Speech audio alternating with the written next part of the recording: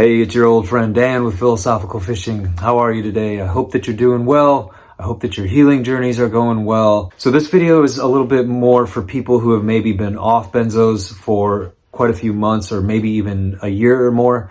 But I wanted to talk about kind of the later stages of recovery where you're still affected, your body's still hurting in a lot of ways, and your brain is still healing, of course, because as we all know, for a lot of us, this is a very, very long recovery. It's not a sprint. This is a marathon. This is something that we are in the long game for. So I think one thing that's important to talk about, especially as you get months or even close to a year or more off of benzos, is how it affects you mentally, how it affects the way you perceive life, how it affects the way you perceive even just reality in general. Because as your brain is still healing, the way that benzos affected me and affect my brain also affects my mental attitude, the way that I feel about life, the way I perceive others and myself and my place in this world in general.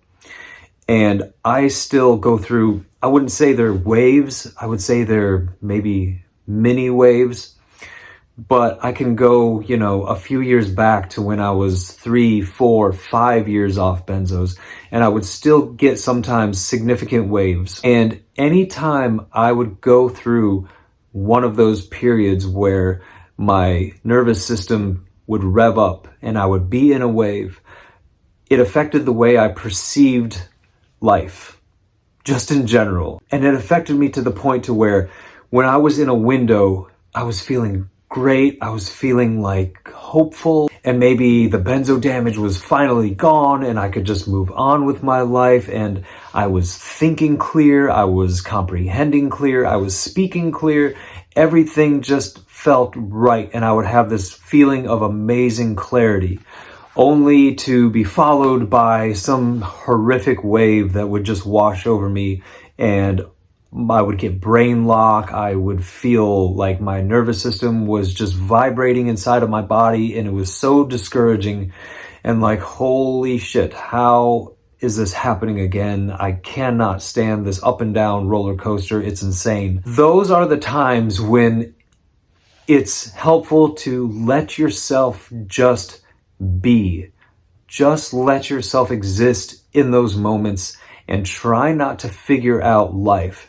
Try not to take on too much of anything mentally, because anything that you try to figure out or try to set straight in your life or try to make happen, it's going to be so much harder than if you just ride that wave out.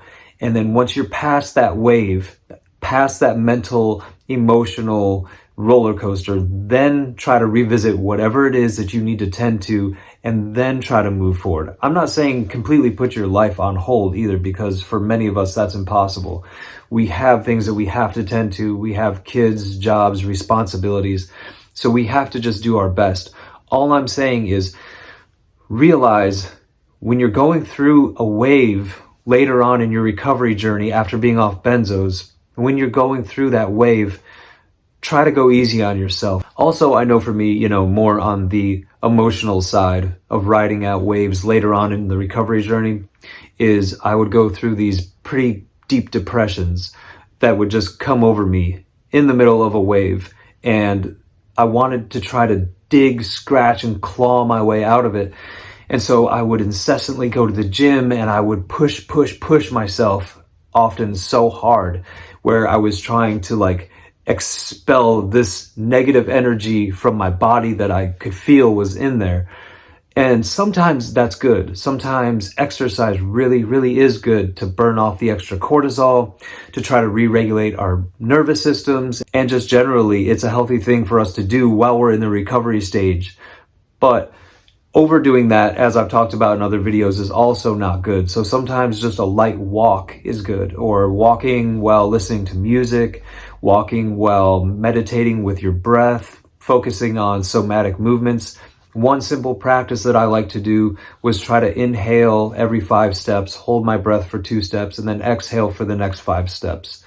And that became a kind of mindful walking practice that I did just around my neighborhood at nighttime. But when you're in a dark place, when you're in a wave, when you're in discouragement or even despair later on in your recovery journey from benzos, try to set aside making big moves and big decisions.